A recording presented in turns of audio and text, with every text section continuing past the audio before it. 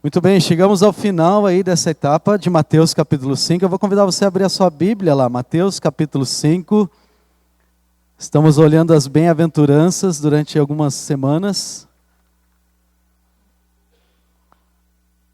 Espero que foi algo proveitoso para você. Para mim foi extremamente proveitoso. Porque, como eu disse para o pastor Paulo, eu nunca tinha parado para considerar, mesmo sabendo, e olhar as bem-aventuranças de uma perspectiva bem prática, extremamente real. Não só de um ponto de vista romântico, aquela parte bonita de dizer bem-aventurados, humildes, os pobres, e como eles vão ser consolados e confortados. Não, entender realmente o que Jesus está falando e como aplicar isso para a nossa vida. E olha comigo então, vamos ler como vai ser a nossa última mensagem nas bem-aventuranças. Eu vou convidar você para a gente ler do versículo 1 até o final, até o versículo 12. Mateus capítulo 5, versículo do 1 ao 12. Vendo Jesus as multidões, subiu ao monte, e como se assentasse, aproximaram-se os seus discípulos. E ele passou a ensiná-los, dizendo: Bem-aventurados os humildes de espírito, porque deles é o reino dos céus. Bem-aventurados os que choram, porque serão consolados. Bem-aventurados os mansos, porque herdarão a terra. Bem-aventurados os que têm fome e sede de justiça, porque serão fartos. Bem-aventurados os misericordiosos, porque alcançarão misericórdia. Bem-aventurados os limpos de coração, porque verão a Deus. Bem-aventurados os pacificadores, porque eles serão chamados filhos de Deus. Versículo 10. Bem-aventurados os perseguidos por causa da justiça, porque deles é o reino dos céus. Bem-aventurados sois vós, quando por minha causa vos injuriarem, vos perseguirem e mentindo disserem todo mal contra vós. Regozijai-vos e exultai, porque é grande o vosso galardão nos céus, pois assim perseguiram os profetas que viveram antes de vós. Vamos orar. Querido Deus, chegamos aqui ao final desse texto, desse pensamento do Senhor Jesus, essa primeira parte desse sermão. E obrigado a Deus por o Senhor nos sustentou durante essas semanas para compreender mais da sua palavra, cada um dos aspectos dessas bem-aventuranças. E aprove, ó Deus, na sua sabedoria e boa vontade, para que pudesse chegar à conclusão desse texto, especialmente no nosso mês de missões.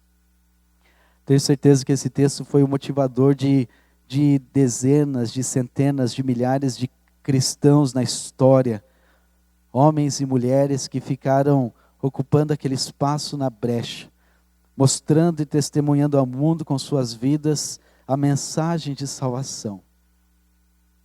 Pessoas que muitas vezes não foram compreendidas, não foram aceitas, mas elas ocuparam aquele lugar porque elas entenderam quão imensamente feliz é e que recompensa há reservada para aqueles que, ainda que dispondo de suas vidas, sofrem perseguição, tudo isso por causa do seu nome. Senhor, hoje é o nosso tempo, nós estamos aqui, nós somos as pessoas desse momento da história. Nos ajuda, Deus, para fazermos bem o nosso papel, como aqueles do passado fizeram. O seu evangelho chegou até nós hoje como prova dessa dedicação, dessa fidelidade. Nos ajuda, Deus, a poder fazer o mesmo, manter viva a chama do evangelho, da mensagem de salvação, ainda que passemos por dificuldades, por provações, nós podemos ter do Senhor essa promessa de uma grande bênção, de uma grande felicidade. Nos ajuda, Deus, a encontrar essa felicidade quando estamos vivendo esse evangelho. Nos ajuda hoje à noite a poder entender isso que esse texto nos fala. E aprender do Senhor. E colocar isso em prática em nossas vidas. E é por isso que eu oro e eu peço ao Senhor, me ajuda, Deus, pela instrumentabilidade do Teu Santo Espírito, a compartilhar com esses irmãos, esses amigos, a mensagem da Sua palavra. E é por isso que eu oro e te peço em nome de Cristo. Amém. Eu não sei se você assistiu, mas um filme bem comum no período de Páscoa é A Paixão de Cristo. Alguém não assistiu esse filme? Ok? A Paixão de Cristo. Eu não assisti o filme de modo completo, eu vi partes desse filme. Mas em resumo, você vai lembrar, se você assistiu, se você não assistiu, vou dar um resumo aqui. É um filme que basicamente ele focaliza diversos detalhes das horas finais da vida de Jesus. E ele faz isso numa sequência rápida. Nós temos o julgamento, e aí temos a sentença, o cumprimento de toda a crueldade que o Senhor Jesus teve que enfrentar. Por exemplo, o soco no rosto, a ridicularização, depois a provocação, os insultos, zombarias, aquele contexto da coroa de espinhos, também os açoites terríveis que ele teve que passar, todo o processo de também carregar aquela parte da cruz, e finalmente a crucificação propriamente dita. Nada disso foi novidade para o Senhor Jesus. Eu acredito que, embora o filme pareça ser algo extremamente forte, na verdade ele não retrata ainda realmente a profundidade de tudo o que aconteceu. Ele ainda com tudo que ele demonstra, ainda é superficial, porque há um sofrimento ainda maior do que o Senhor Jesus passou, que não foi somente a dor física, o sofrimento físico, mas o problema do pecado do homem. Que ele resolveu isso naquele momento na história. Mas quando Jesus enfrenta isso, eu quero que você lembre que Jesus está falando aqui em Mateus 5, versículos 10 a 12, ele está falando sobre o sofrimento que vem por causa do Evangelho, da pregação do Evangelho. Quando Jesus está pregando isso aqui, a imagem da cena da cruz não é surpresa para ele. Ele sabe exatamente o que ele vai passar. O que Jesus está falando aqui não é uma utopia, não é um romantismo, é a realidade. Ele sabe realmente o que era o sofrimento e o que ele teria que passar. Então o sofrimento não é uma surpresa para o Senhor Jesus. E quando ele está falando isso aqui, não é só um desafio romântico, mas é um desafio real. Na última mensagem que nós vimos, nós olhamos o versículo 9, né? Bem-aventurados os pacificadores, porque serão chamados filhos de Deus. E nós falamos sobre aquela atitude de promover a paz. Só que se você for um pouco atento, você vai lembrar que tem uma corda solta que ficou naquela mensagem. Porque o Senhor Jesus Cristo, em dado momento para os apóstolos, ele diz: eu não vim trazer paz, mas trazer espada. Ué, mas Jesus não falou que bem-aventurados os pacificadores, agora ele diz que ele não veio trazer paz, mas veio trazer espada. Que negócio é esse? Que sentido que faz? Porque a mensagem de salvação, ela é uma mensagem que não só traz união. Ela é uma moeda de duas faces. Ela mostra o amor de Deus, mas ela também mostra a rebelião do coração do homem. Do homem que tem que se dispor em humilhação a esse Deus. E é isso que o homem vai precisar decidir. Eu vou me dobrar ao Senhor e vou clamar o seu nome, reconhecê-lo como Senhor da minha vida, como meu Criador, como soberano de todas as coisas, ou eu vou ser o Senhor da minha vida, e eu vou ser o Senhor, eu vou dirigir a minha vida da minha forma, da forma como eu quero. Então, com isso em mente, Jesus então apresenta os versículos 10 ao versículo 12. Deixa-me relembrar então aqui o que nós vimos até agora. Temos o nosso mapinha aí, e nós temos os versículos, dos versículos 3 até o versículo 6, nós temos o primeiro grupo de bênçãos, das bem-aventuranças. Ele fala sobre a crença, aquilo que nós cremos. Eu acredito que Jesus está falando aquilo que você precisa entender da verdade, da fé, do Evangelho. Nós somos espiritualmente falidos, nós somos quebrados, ou devemos nos quebrantar a essa verdade, nos render ao Senhor, permitir que Ele controle e buscar a satisfação nele. Versículo 6. E isso então redunda em uma atitude, em comportamento, em prática. Como é que essas 4 bem-aventuranças vão funcionar na nossa vida? Então, isso deve gerar um compadecer-se daqueles que estão ao meu redor. Versículo 7. Versículo 8 fala sobre autenticidade, verdade, a pureza. E nós devemos então ser pacificadores. Promover a paz no mundo em conflitos. E a última bem-aventurança, o que Jesus está explicando? Que ainda que você promova a paz, isso não significa que você vai estar isento das perseguições. Então por isso o título da mensagem é a bênção que ninguém quer. Quem gostaria de sofrer hoje à noite? De passar por humilhação, passar por vergonha, por zombaria, ridicularização, desprezo. Você gostaria de passar por essas áreas? Ninguém quer passar por isso. Mas quando nós vivemos o Evangelho, não tem como você escapar desse ensinamento de Jesus. Existe uma discussão entre os estudiosos se realmente versículos 10 a 12 é uma bem-aventurança. Alguns acreditam que as bem-aventuranças seriam do versículo 3 até o versículo 9, fechando um grupo de 7. E para ficar bonitinho e combinar com várias áreas da Bíblia que tem o número 7 sempre aparecendo. Só que eu acredito que não. Que Jesus ele está realmente mostrando talvez a conclusão final. Se você viver do versículo 9 até o versículo 3, a conclusão, o resultado vai ser, na prática, os versículos 10 ao versículo 12. Se você viver o Evangelho da maneira como Deus nos coloca para viver, isso vai redundar em pessoas que vão ouvir o Evangelho, vão atender ao chamado de Deus, mas vai ter pessoas que vão reagir de modo agressivo.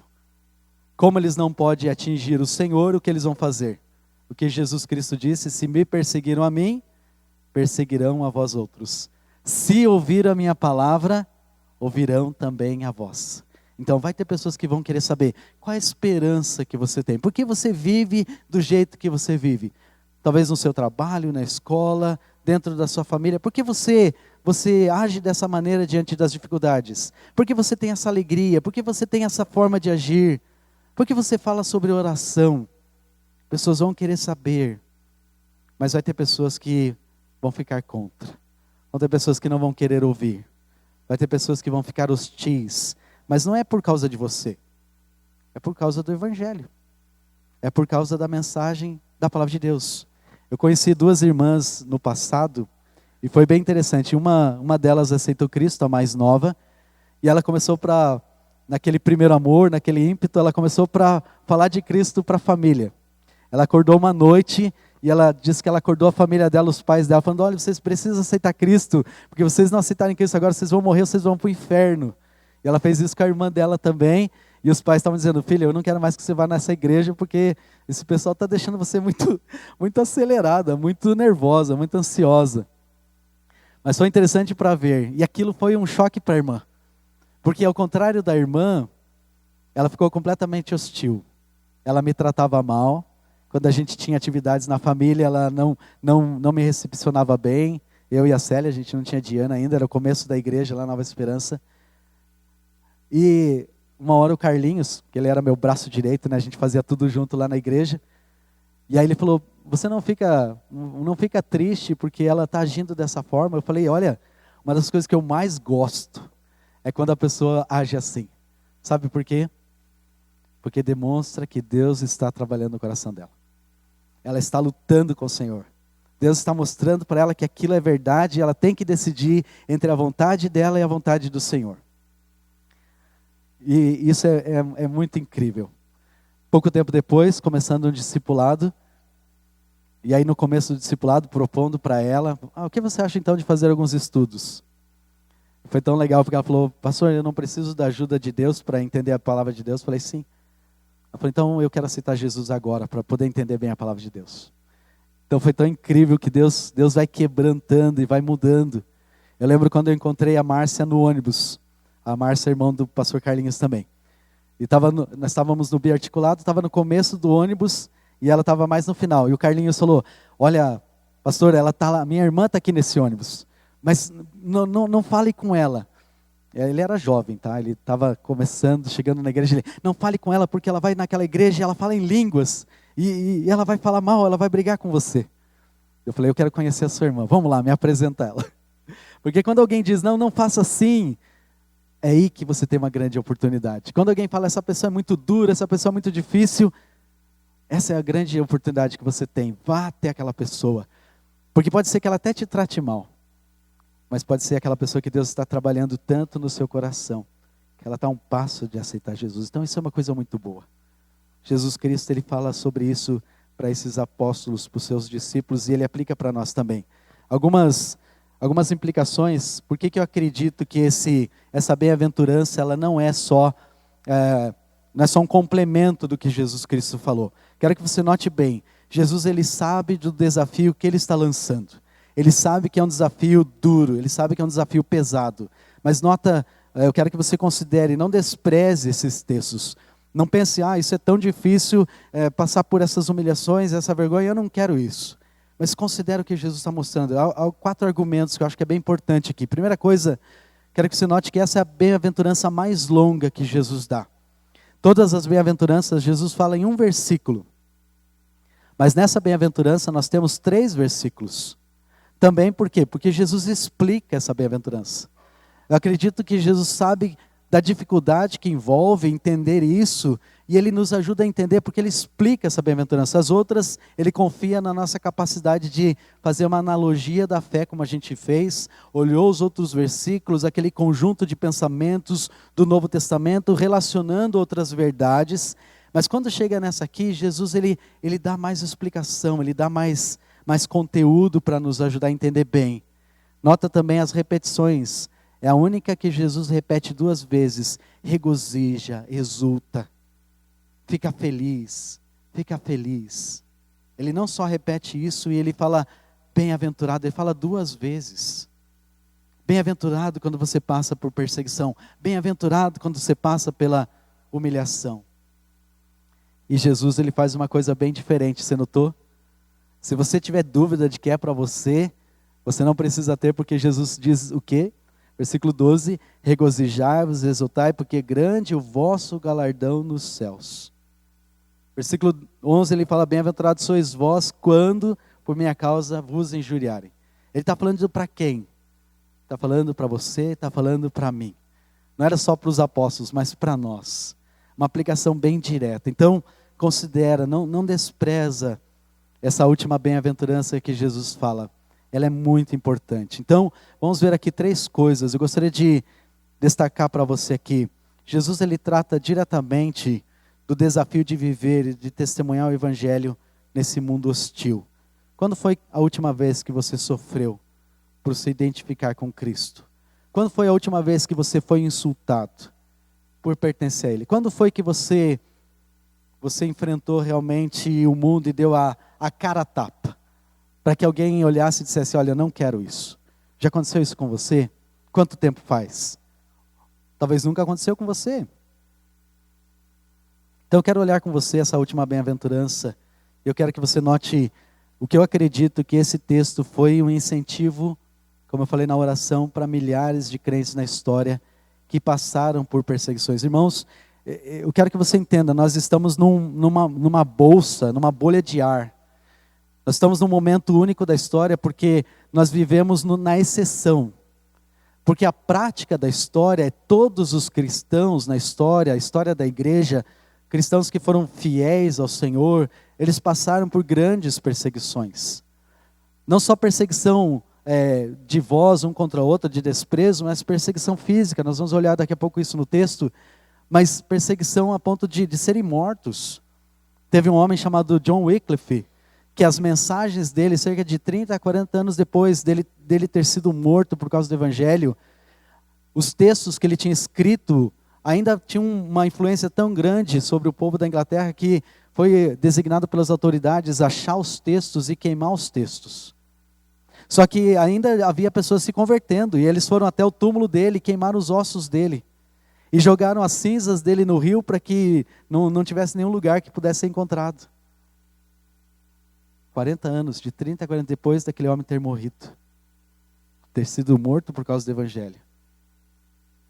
Vidas de pessoas, porque não era a vida dele, era o Evangelho que estava atuando na vida das pessoas.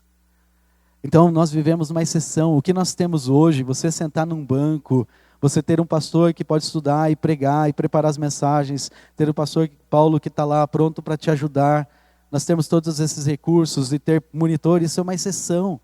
A vida cristã na história era fugir, aceita Cristo e foge. Você quer aceitar Jesus? Eu quero. Então aceita e foge. Porque se descobrirem que você é um cristão, você vai perder tudo.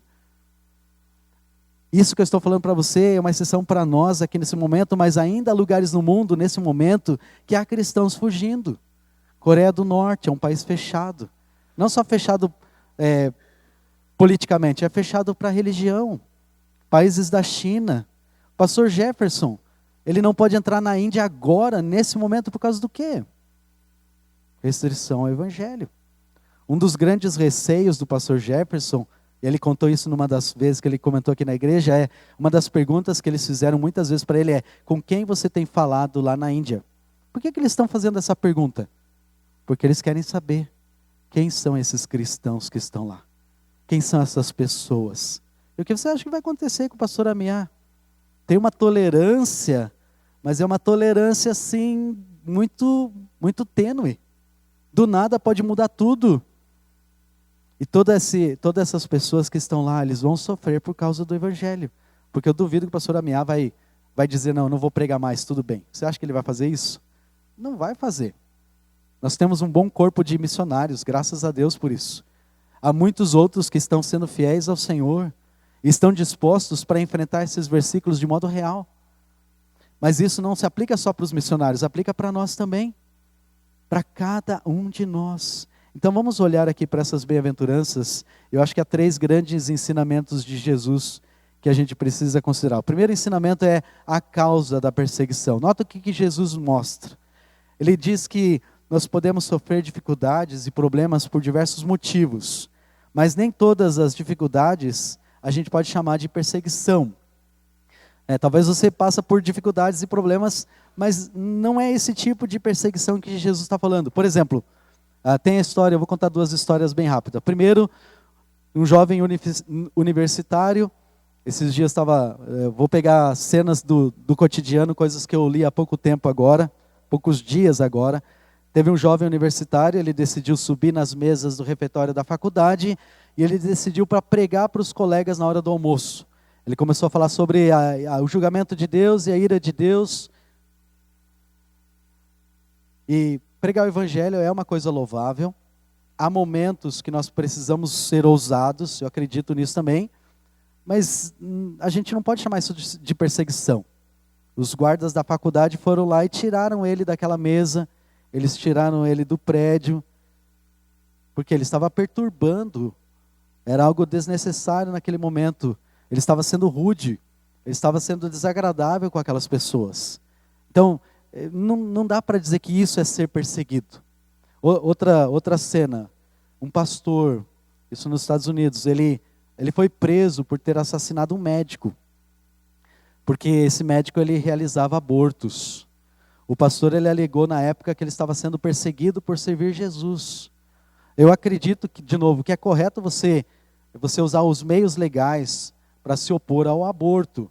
Eu creio que nós como cristãos precisamos ter uma compreensão correta do assunto.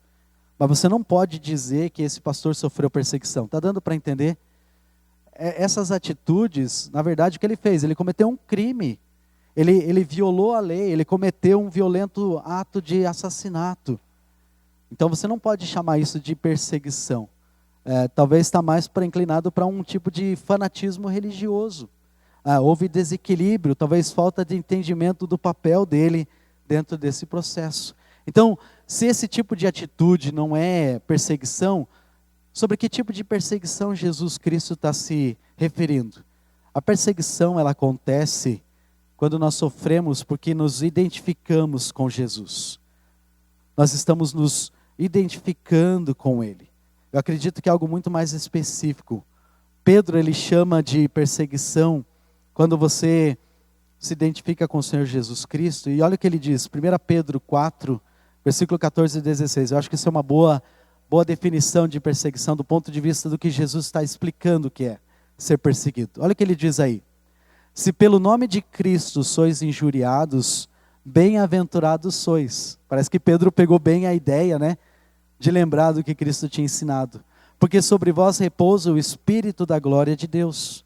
Não sofra, porém, nenhum de vós como assassino, ou ladrão, ou malfeitor, ou como quem se intromete em negócios de outrem, mas... Ou seja, não sofra por mau testemunho, né?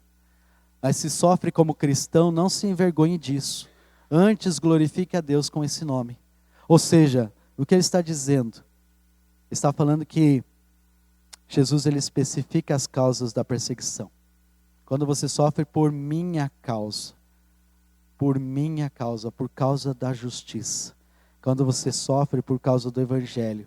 Quando você diz para pessoas, olha, você tem um relacionamento quebrado com Deus e você precisa restaurar esse relacionamento. E você só pode fazer isso através de Jesus Cristo. E é tão interessante isso, não é? Porque nota como é uma coisa espiritual. Se você chegar hoje no seu trabalho, se você chegasse no seu trabalho, na escola, e você dissesse, olha, eu sou budista, como as pessoas agiriam com você? Olha, que legal, né? Se você dissesse, olha, eu sou espírita, talvez as pessoas iam, há um louvor, um tratamento, eu sou shintoísta. Mas por que quando você chega nesses lugares e fala, eu sou um cristão em Cristo Jesus, como as pessoas reagem? Porque essa animosidade, não, mais um crente aqui, mais alguém que vai criar confusão no nosso ambiente de trabalho. Porque, irmãos, é uma questão espiritual. É uma questão que fala da verdade do nosso coração. Essa, para mim, é uma das grandes evidências e mostras de que o Evangelho é verdade. De que o Evangelho é real. Porque ele provoca nas pessoas uma reação. Alguns vão querer ouvir, mas vai ter outros que vão se indispor à mensagem. Então, Jesus, ele declara as causas da perseguição. Olha no texto ali de Mateus capítulo 5, dos versículos 10 até o versículo 12, ele vai mostrar algumas causas. A primeira causa que ele diz é, nós somos perseguidos por causa da justiça. Do que ele está se referindo quando ele fala isso? Ele está falando pelo modo de viver correto, pelo modo certo de viver. Quando você tem as situações no trabalho que você vai dizer, não, nós não podemos fazer isso. Não, eu não posso fazer isso, porque isso não é correto. Mas por que isso não é correto? Por causa de Deus, porque isso não é justo diante do Senhor. Então, Jesus está falando de que situações de sofrimento e dificuldades, às vezes, vai envolver a atitude que você tem, não de viver de modo tolo e impensado, mas do modo justo de viver. Aquele modo justo diante da palavra de Deus. Por isso eu coloquei essa figurinha do rapaz olhando para a Bíblia com a lupa, olhando os detalhes. Como é que Deus quer que eu viva? Como é que Deus quer que eu coloque em prática aquilo que Ele ensina? Na minha relação com Ele e na minha relação com os outros também. Então, você vai ser perseguido, às vezes, por você falar o que é justo, por você falar o que é correto. Talvez a sua empresa diz, olha, fala para aquele cliente que em 3 dias vai estar pronto. Mas você sabe que não vai ficar em 3 dias, vai ficar 5 dias. E o que você faz? Você tem que dizer a verdade. Talvez vai ter que dizer para o seu chefe. Eu lembro quando eu estava trabalhando no banco, eu era office boy, e tocava o telefone e meu chefe fazia assim para mim. E eu falei para ele, olha, meu chefe está aqui, ele já vai atender você, só um minutinho. Depois que desliguei o telefone, eu tomei uma descascada, né? Olha, eu estou falando para você, e deixa ele falar. E no final eu disse para ele, eu falei, olha, talvez é melhor o senhor me mudar de setor, porque eu não vou poder fazer isso. É muito difícil. Eu falo isso não por causa da minha capacidade, mas por causa do que eu estava entendendo de Deus. Eu tinha 14 anos. Mas o que aconteceu naqueles anos, trabalhando naquele setor e com as pessoas ao meu redor, todo mundo já sabia. Todo mundo já podia conhecer e saber que eu não ia mentir. E isso não traz um ambiente legal.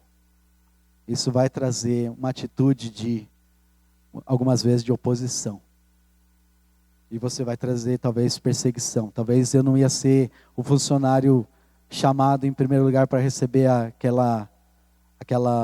o abono ou para uma promoção. Algumas vezes talvez relegado a alguns outros níveis. Mas o que é interessante é que com o tempo as pessoas começam a saber quem é confiável e quem não é. E com o tempo os outros funcionários foram indo embora, e quem ficou do lado do meu chefe? Sempre estava lá. Sempre estava lá, sendo fiel ao Senhor e procurando ser uma bênção. Deus, Ele recompensa nossas vidas. Outra área de perseguição que Jesus Cristo fala, Ele é perseguido por minha causa. Ou seja, em outras palavras, pelo quê? Pelo agir como Jesus. Como é que Jesus agia com seus inimigos? Ele falava a verdade, mas Ele sempre falava a verdade de que maneira? Em amor. Ele buscava alcançar os corações daquelas pessoas. Até mesmo quando Jesus muitas vezes reprovava os fariseus e os saduceus, ele falava palavras duras, né? Raça de víboras, quem vos ensinou a fugir da ira vindoura? Por que ele falava assim? Porque ele sabia que eram pessoas que sabiam o que eles estavam fazendo. Então, palavras duras para quem merecia palavras duras. Jesus sabia que ele podia alcançar o coração daqueles homens. E teve alguns que ele alcançou. Nicodemos, José de Arimateia, o próprio apóstolo Paulo. Homens que ele alcançou sendo duro com aqueles que eram duros, porque ele sabia que eles tinham condições de entender. Mas Jesus quantas vezes agiu com amor com pessoas que estavam ao seu redor. Então, às vezes, esse amor vai ser algo que constrange. Eu lembro fazendo discipulado com um senhor, alguns anos atrás também. Ele era um policial do BPTran. E a gente fazia discipulado bem cedinho, porque ele tinha que sair em torno de 11 horas, meio-dia, para ir para a polícia. Então, eu chegava lá bem cedinho na casa dele, em torno de 8 horas da manhã, fazia discipulado com a família. Foi um tempo muito interessante. Nunca fiz um discipulado tão cedo na minha vida. E um dia ele falou, pastor, eu não sei se eu vou querer continuar indo na igreja. Eu falei, mas por que, José? Ele falou, porque vocês têm muito amor lá. E isso é muito estranho para mim. Por quê? Porque ele era um policial e ele sabia muitas vezes das coisas ruins que aconteciam por trás dos bastidores, entende? Ele falou, pastor, o homem é muito mau, você não tem ideia do que o homem é mau. Porque ele era não só policial do BPTran, mas ele era policial da Choque também. Muitos policiais do BPTran, eles também fazem parte do Choque. Então, quando há rebelião na prisão, em Piraquara, eles são chamados para ir lá e tem que conter. Ele falou, pastor, quando a gente tem que entrar lá dentro, eu deixo de pensar como uma pessoa. E eu sigo as ordens do meu comandante. Porque se eu não fizer isso, eu coloco em risco a minha vida e a vida dos meus colegas. E quando eu olho para a palavra de Deus, e aí eu entro em confusão. Porque como alguém pode agir contra outro ser humano, como muitas vezes eu tenho que agir? Então, um homem que estava sendo extremamente honesto, mas tinha que criar aquela ponte para ele entender como agir como Jesus. E saber que talvez ia sofrer perseguição por isso. Olha o que João nos diz em capítulo 15, através das palavras de Jesus. Se o mundo vos odeia, sabei que primeiro do que a vós outros me odiou a mim. Se vós fosseis do mundo, o mundo amaria o que é seu. Como todavia não sois do mundo, pelo contrário dele vos escolhi, por isso o mundo vos odeia. Nota, Jesus está explicando para os apóstolos o motivo desse ódio, dessa animosidade do mundo por eles. Lembrai-vos da palavra que eu vos disse, não é o servo maior do que o seu senhor. Se me perseguiram a mim, também perseguirão a vós outros. Se guardar a minha palavra, também guardarão a vós. Existe um estudo da tradição, você pode buscar depois, eu não quis colocar na tela para não tomar muito tempo. Mas a tradição diz que praticamente todos os apóstolos, talvez com exceção de João, que ainda foi exilado para a ilha de Patmos no final da sua vida, todos eles sofreram martírio, de diversas formas, em diversos lugares do mundo onde eles foram espalhados. Nós temos relatos da história dos pais da igreja, de cada um deles sofrendo, e chegando no final da vida e sendo mortos por causa do evangelho. Tiago começa já no começo do livro de Atos, primeiro apóstolo, e ele já é morto. Havia a intenção de Herodes de já matar Pedro, Deus livrou Pedro. Às vezes há esses mistérios que eu não entendo. Por que Deus não livrou também Tiago? Eu não sei. Por que 3 anos investindo num discípulo, um dos mais próximos dele, da equipe dos 3 ali, João, Pedro e Tiago. E aí, no começo da igreja, Tiago é preso e morto. Puxa, perdeu uma ferramenta tão boa, né? Tão forte. Deus, na sabedoria dele, sabia que isso era o melhor. Talvez você vai ser alguém que vai poder trabalhar e servir o Senhor durante muitos anos. Talvez Deus tenha um plano mais limitado, mas seja qual for, você sabe que você está dentro daquele plano do Senhor. Eu acredito que Tiago, nós chegando lá no céu e perguntando, Tiago, como você se sentiu depois daquele momento? Eu tenho certeza que ele vai dizer, olha, Deus fez o que era o melhor. Deus fez o que é melhor. Então, sofrimentos e dificuldades vão ser parte de você seguir ao Senhor, de você se identificar com o Senhor, de você viver de acordo com a palavra de Deus, de você buscar imitar o Senhor Jesus Cristo nos seus relacionamentos. Segundo o ensinamento, não só a causa que nós vimos, mas a característica da perseguição. Jesus, ele explica bem. Olha comigo, nos versículos 10 a gente viu, perseguidos por causa da justiça, porque deles é o reino dos céus. Versículo 11, bem-aventurados sois quando por minha causa, aí ele diz, vos injuriarem, vos perseguirem e mentindo disserem todo o mal contra vós. Jesus explica 3 tipos de perseguição. O primeiro tipo de perseguição é a perseguição verbal. Jesus, ele diz que nós somos abençoados quando somos insultados por sua causa. Ou seja, quando você sofre abuso verbal, quando você é atacado verbalmente, quando você é maltratado verbalmente, quando você é lesado, desconsiderado, envergonhado, censurado, destratado ou até mesmo xingado. Tudo isso não deve ser motivo de vergonha. Se nós somos insultados por sermos chamados de idiota, de bandido, de ladrão, de hipócrita, então, talvez a melhor coisa, você precisa dar alguns passos para deixar o seu testemunho correto de novo. Se há alguma falha que está faltando por sua atitude correta, então tem que mudar isso. Mas se alguma dessas situações, acusações forem verdadeiras por causa do evangelho, se você talvez vai ser chamado de uma aberração de Jesus, como eu já ouvi, ou um fanático religioso, ou bem mais moderno, um extremista fundamentalista. Eu lembro dentro da minha família, numa reunião de Natal, eu tenho vários bichos lá na minha família. Tem vários seres. Tem um pastor, meu primo é da Quadrangular, tem um outro pastor que é da Adventista, tem um outro que é da Presbiteriana, tem um outro que é... Tem de tudo. O que você escolher, o tipo de sorvete, tem o sabor, tem alguém lá. E eu sou tratado como o mais radical de todos. Eles me chamam de pé roxo. Porque eles falam, batista regular, cara, você não negocia com eles, não tem conversa, não tem jogo. Eu tenho aprendido a ser mais amoroso, talvez é isso que é a palavra que falta. Porque talvez o que eles sentem é falta de amor, né? Mas, irmãos, eu falo para eles, eu olho isso na Escritura, me ajuda a entender o que é que está mudando. Porque muitas vezes está mostrando realidades de mundo que é diferente do que a palavra de Deus diz. Então, até mesmo, às vezes, entre a própria família, às vezes tem esse antagonismo, tem essa dificuldade. Então, bem-vindo ao time. Se você está sendo identificado com Jesus, isso é uma grande honra, porque Jesus também foi tratado da mesma forma. Perseguido também ativamente. Olha o que eu posso chamar aqui de perseguição ativa, reflete mais do que só a forma verbal. Não é só mais um ataque verbal, mas até mesmo um ataque físico. É algo literal, uma perseguição mais física. Você lembra que os apóstolos, Pedro e João, foram levados perante os líderes de Jerusalém. E é uma cena que eu gosto muito. Abre a sua Bíblia lá comigo, Atos capítulo 5. Esse texto é tão incrível.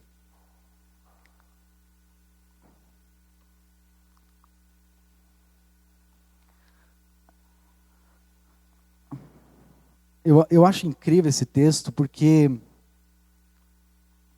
a simplicidade do que acontece. Perdão, é capítulo 4. É porque acontece 2 vezes essa prisão, né? É tão simples, mas tão bonita a história. Pedro e João são presos. Olha aí capítulo 4, versículo 3. E prendendo, recolhendo-os o cárcere até o dia seguinte, pois já era tarde. Pula aí para o versículo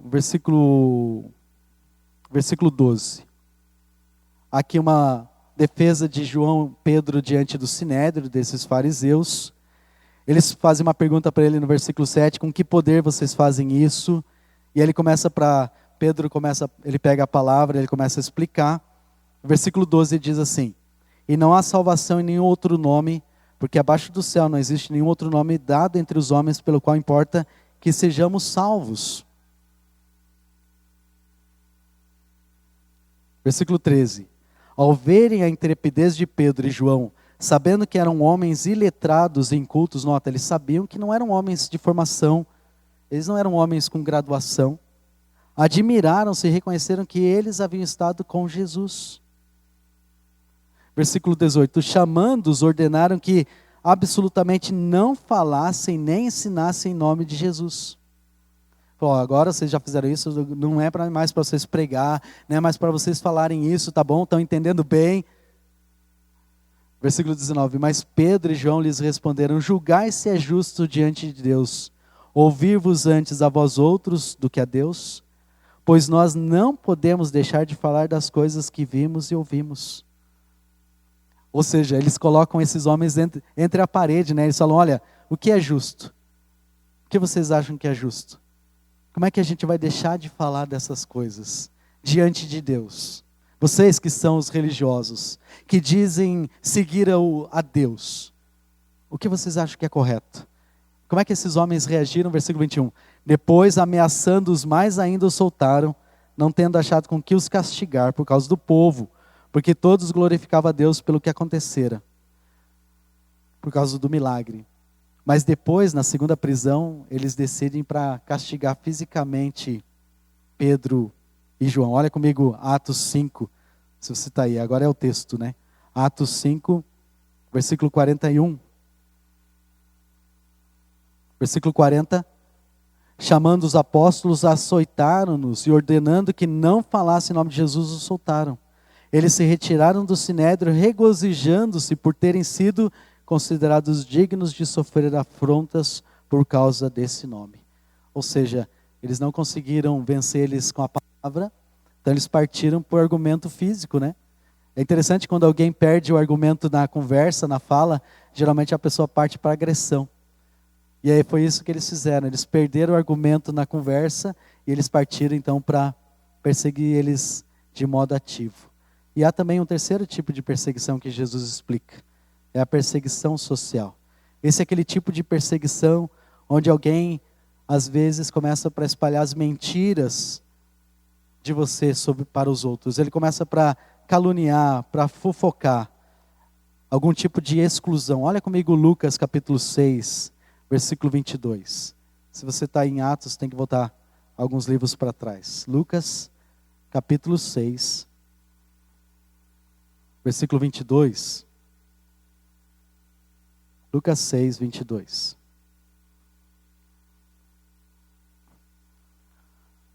Interessante que aqui é uma mini repetição das bem-aventuranças. Versículo 20 diz, então olhando para eles, para seus discípulos, disse-lhes, bem-aventurados sois vós, os pobres, porque é vosso reino de Deus. Versículo 21, bem-aventurados vós, os que agora tendes fome, porque sereis fartos. Bem-aventurados vós, os que agora chorais, porque haveis de rir. E versículo 22, bem-aventurados sois quando os homens vos odiarem e quando vos expulsarem da sua companhia, vos injuriarem e rejeitarem o vosso nome como indigno, por causa do Filho do Homem. Regozijai naquele dia e exultai, porque grande é o vosso galardão nos céus, pois dessa forma procederam seus pais com os profetas. Nota interessante essa parte do versículo aqui. Quando vos expulsarem da sua companhia. Quando pessoas não quiserem mais que você seja parte daquele grupo. Eu acredito que um dos motivos de Deus fazer a igreja é para que a gente possa ter comunhão com pessoas que têm a mesma visão. Porque a grande verdade é, se você não for luz para aquelas pessoas lá fora, a tendência nossa é essa chama se apagar. Essa chama da mensagem do Evangelho acabar se perdendo. Mas precisa reconhecer que a perseguição ela tem características. Tudo isso nos mostra que perseguição pode assumir diversas formas. Pode até acontecer que exista uma violência física real por causa da sua relação com Jesus. Pode até acontecer muitos insultos, muitas ridicularizações, muitas rejeições, calúnias, mentiras, simplesmente por causa da sua fé. As suas falhas podem ser exploradas, podem ser colocadas diante de todos, ainda que você talvez verdadeiramente se arrependa ou seja mal interpretado, porque nós ainda somos falhos. Mas de qualquer forma, o que é a alegria que Jesus fala? Regozija, se alegra, ele usa outra palavra aqui, né? Exulta, porque é grande o seu galardão. Porque tem uma pessoa que está vendo tudo. Tem uma pessoa que sabe, está ciente de tudo que você está sofrendo. E essa pessoa é Jesus. E ela faz a promessa de abençoar você. Quando você sofre essas coisas por causa dele, o Senhor Jesus Cristo, Ele mesmo vai recompensar. Talvez não seja uma recompensa nessa vida, mas Ele promete que Ele vai cuidar de nós. Então nós temos essa característica da perseguição. Isso nos leva à terceira lição. A resposta à perseguição. Como que nós agimos então? Basicamente, de um jeito bem simples, Jesus fala duas coisas. A primeira coisa, Ele diz: alegre-se. Alegre-se porque a sua recompensa vai ser grande no céu. Deus mesmo quer recompensar você. Não é uma recompensa limitada a essa vida. Há uma recompensa grande que o Senhor mesmo quer dar para cada filho fiel diante da mensagem de salvação que precisa ser pregada. Não apenas nós temos uma grande recompensa, que eu acho que vai ser uma coisa muito legal, mas Ele diz que é grande. O que será que é essa recompensa? O que você acha? Eu não faço a menor ideia. Eu não tenho a menor ideia do que pode ser, mas eu posso imaginar, eu tenho certeza que vai ser algo que vai ser muito precioso. Paulo diz em Romanos 8,18, e é interessante a forma como ele expressa. Romanos 8,18, você não precisa ir lá, eu vou ler. Ele diz assim: porque para mim tenho por certo que os sofrimentos do tempo presente não podem ser comparados com a glória a ser revelada em nós. A gente não tem nada nesse mundo que dá para você comparar. Porque cada vez que você olhar para alguma coisa e tentar comparar aquilo que Deus quer dar para nós, aquilo acaba sendo inferior àquilo que Deus quer fazer. Não tem como você poder dimensionar, não existe nada do que nós temos nesse mundo que tem paralelo com aquilo que Deus vai fazer para nós. Talvez por isso que Deus nem colocou em palavras. Por isso que Jesus nem especificou o que vai ser. Porque a partir do momento que Ele fizesse isso, Ele ia diminuir o valor daquilo que Ele quer nos dar. Da grandiosidade da recompensa. Em outras palavras, todo dano que os perseguidores fizerem só vai resultar em bem eterno para você. Se você ficar firme onde você está e ser uma luz do Senhor para aquelas pessoas que estão ao seu redor, e ser um instrumento do Senhor para aquelas pessoas poderem conhecer a verdade, Deus Ele vai abençoar e cuidar da sua vida. Talvez vai ter momentos como Estevão passou. Estevão chegou a pregar o evangelho e a única resposta que aquelas pessoas tiveram foi apedrejá-lo. Eu não sei se nós vamos chegar a sofrer algo assim, é possível. Mas é tão interessante para ver que nós podemos ter motivo de alegria. Mesmo que não é uma situação fácil. Outra razão para nós sermos extremamente felizes quando nós sofremos perseguição é que você se torna parte do rol daqueles homens que foram identificados como homens honrados, que foram um exemplo, que se mantiveram firmes com a mensagem de Deus no mundo. Então, persevere. Essa é a ideia que eu acredito que Jesus está dando. Siga o exemplo dos grandes profetas. Sabe quando você lê Isaías? Sabe quando você lê Jeremias? E cada um daqueles grandes homens, às vezes você fala, puxa vida, olha Daniel. Quem sou eu para ser igual a esses camaradas? Quem sou eu para poder fazer o que eles fizeram? Eu sou tão frágil, tão limitado. Mas Deus está dizendo, quando você passa por perseguição, seu nome está na mesma lista. Você está colocado junto com essas mesmas pessoas. Por quê? Porque você está enfrentando o que eles enfrentaram. Então isso é algo tão grandioso. Olha comigo Tiago capítulo 5. Vira algumas páginas para lá. Tiago capítulo 5, versículo 10 ao versículo 11. Tito, Filemão, Hebreus, Tiago. Tiago capítulo 5.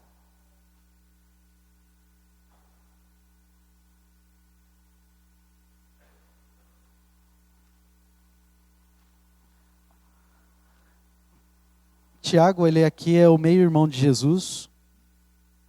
Ele se converte depois numa aparição especial que Jesus teve com ele, uma conversa tete a tete com Tiago.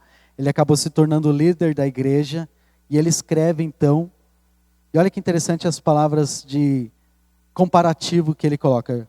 Tiago 5, versículos 10 e 11. Irmãos, tomai por modelo no sofrimento e na paciência os profetas, os quais falaram em nome do Senhor.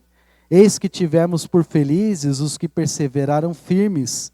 Tendes ouvido da paciência de Jó, e vistes que fim o Senhor lhe deu, porque o Senhor é cheio de eterna misericórdia e compassivo. Nota, ele usa o exemplo, talvez um dos exemplos de maior sofrimento da Bíblia, que é quem? É Jó. Ele fala, quando você passa por essas coisas, você está sendo comparado a Jó. Lembre-se então, anime-se, persevere, siga o exemplo dos profetas. Nota essas palavras de Tiago, irmãos, tomem o exemplo dos profetas. Eles falaram em nome do Senhor, como exemplo de sofrimento, eles se tornaram um exemplo de paciência. Eles foram abençoados, e você também vai ser. Hoje nós temos um grupo de missionários, que eu acredito que eles entendem bem o que essa bem-aventurança significa. Todos os nossos 5 missionários, eu posso dizer de todo o meu coração. Eu sei que eles estão aprendendo. O Joás é o mais novo na obra de Deus, é o nenê, mesmo sendo um pastor, né, ele ainda tem muitas coisas que ele está precisando aprender. E graças a Deus estamos aqui prontos, eu acredito, para ser uma ajuda para ele. Nós temos o pastor Carlos, que tem desenvolvido, ele é um homem extremamente dedicado, trabalhador.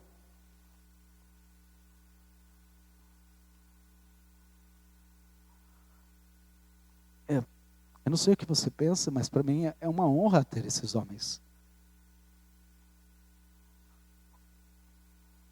Pastor Rosenildo com a sua família lá no norte do Brasil, um lugar extremamente, muitas dificuldades. Se você precisa ver as fotos ou conversar, fala com o pastor Adoranice, que já estiveram lá em loco com eles, lá comendo com eles, vivendo com eles, vendo as condições de vida, os desafios. Pastor Jefferson, ele tem dificuldades, ele tem diabetes, a visão dele.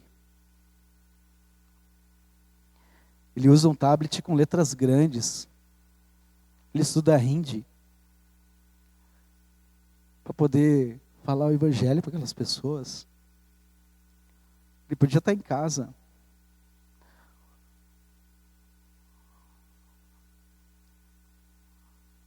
Podia estar com você quando você curte seus netos.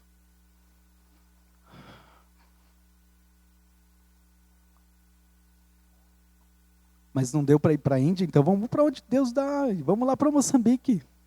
Está lá junto com o povo que Apólito conhece bem, as pessoas, a vida. Quer saber como é Moçambique? Conversa com o Apólito um pouquinho. E ele foi para lá com a dona Epe. Nós temos o pastor Amear. E você vê um homem honrado. Quando você conversa, se você ainda não mandou um WhatsApp para ele, pega o WhatsApp com o André, com o pastor, e põe no Google Tradutor, manda para ele, manda um oi, fala, eu estou orando por você. Palavras simples. Se você orar por ele mesmo, né? Que privilégio nós temos, irmãos. Meu desejo é, vamos ficar firmes com a nossa promessa de fé. Quando chegar ao final desse mês, nós vamos levantar e coloque seu coração sobre isso. Talvez você não goste muito de mim, talvez você não goste muito do pastor Paulo. Nós estamos lutando para ajudar a nossa igreja a ficar firme, a agradar o Senhor em todas as coisas. Mas não deixe a obra de Deus, porque é isso que é coisa importante. Nós estamos aqui de passagem. Mas a obra do Senhor vai continuar e nós somos um momento em que nós temos que fazer a nossa parte. Nós não podemos desamparar estes homens. Precisamos ficar firmes. Homens, esses pastores são homens que não têm medo de se identificar com Jesus. Eu tenho certeza que você pode saber que nenhum dos nossos missionários, eles não têm medo de se identificar com Jesus. De viver uma vida justa como Ele chama para viver. Eles são exemplos para nós. Eles são modelos para nos ajudar, nos desafiar. Homens que não têm medo da ira desse mundo. Homens que assumiram uma bem-aventurança que muitos não querem. A bênção que ninguém quer. Mas eles assumiram isso. E nós precisamos fazer a mesma coisa onde Deus nos coloca. Homens que olham não para o sofrimento, mas para a recompensa. Homens que olham para esse versículo 10, bem-aventurados que são perseguidos por causa da justiça, porque deles é o reino dos céus. Que honra vai ser para nós estarmos no céu com pessoas assim. Mas você pode fazer a mesma coisa. Você pode ser parte disso também. Você também pode ser participante das mesmas recompensas celestiais. Considera com muita seriedade a sua promessa de fé. Considere isso com muita seriedade. E participe da nossa promessa de fé. Mas também não só isso, faça o papel que o Joás não vai poder fazer lá de São Mateus. Faça o papel que o Carlinhos não vai poder fazer. Faça o papel que o Amiá não vai poder fazer. Faça o papel que o pastor Jefferson não vai poder fazer. Faça o papel que o Rosenildo não vai poder fazer. Que é você ser aquela pessoa que Deus colocou. Você é um bem-aventurado. Imensamente feliz é você. Quando você faz com que o Evangelho brilhe aonde você está. Para que pessoas possam conhecer o Evangelho. Ainda que talvez você passe um pouco de perseguição. Um pouco de desprezo. Um pouco de poder regozijar e dizer, olha que legal, eu estou sendo participante dos mesmos sofrimentos que Jesus passou. E eu posso ver da mesma forma. Em resumo, então, meu desafio final, eu quero reescrever esse versículo nas minhas palavras. Eu fiz isso com cada uma das bem-aventuranças, né? Se eu fosse dizer isso com as minhas palavras, eu diria assim, imensamente felizes os que são perseguidos por cumprirem a vontade de Deus, pois deles é o reino dos céus. Quando forem maltratados, perseguidos, caluniados, por serem meus seguidores, felizes serão vocês por isso. Alegre-se, sim, alegre-se, porque vos espera lá no céu uma enorme recompensa. Lembre-se de que também os profetas de antigamente foram igualmente perseguidos. Então, irmão, não olhe para as perseguições, mas olhe para a recompensa. Olhe para o que Deus vai recompensá-lo. Porque vai ser uma coisa muito grande. Vai ser uma coisa muito preciosa. Vamos orar, Senhor. Quão bem-aventurados são os perseguidos por causa da sua palavra.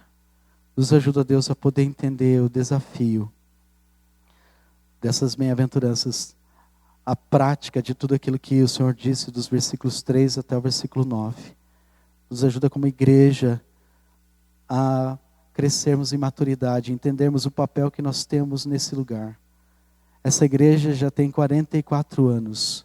Nasceu da visão de pessoas que olharam para esse lugar, para essa cidade e viram que aqui havia necessidade de que o seu evangelho fosse pregado.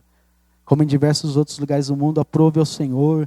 Eu acho isso tão maravilhoso que nesse terreno, quando o Senhor fez o mundo, o Senhor já separou esse lugar para que fosse um lugar reservado para a pregação do seu evangelho. Mas nos ajuda a entender, ó Deus, que a igreja não é esse prédio. Esse prédio vai ficar quando o Senhor voltar para buscar a sua igreja. Esses bancos vão ficar. O que tem valor, ó Deus, são as nossas vidas e as vidas daqueles a quem nós testemunhamos. Nos ajuda, Deus, para assumirmos a camisa, vestir nosso compromisso e sermos parte dos lutadores, daqueles que verdadeiramente se dispõem, ó Deus, para enfrentar esse mundo hostil, para entrar nessa batalha e marcar o terreno.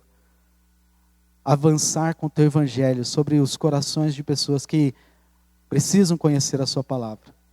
Nos ajuda, Deus, para ser instrumento pela tua graça, pela tua misericórdia.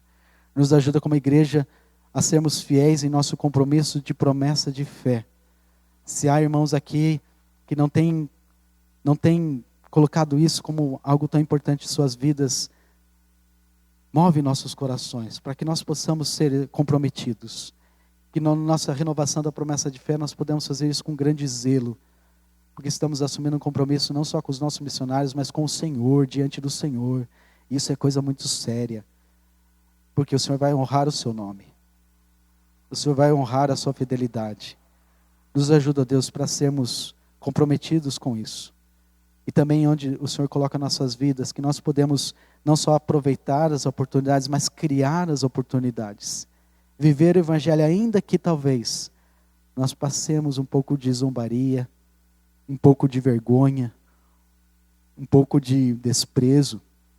Eu falo pouco porque isso é nada comparado ao que o Senhor passou e que muitos crentes já passaram. Nos ajuda, Deus, a sermos fiéis. Desafia nossas vidas, ó Pai. Que nós possamos ter esse lugar na obra missionária e fazer bem o nosso papel. Porque muitos fizeram e nós podemos fazer. Te louvo e eu te peço tudo isso agradecido ao Senhor em nome de Cristo. Amém.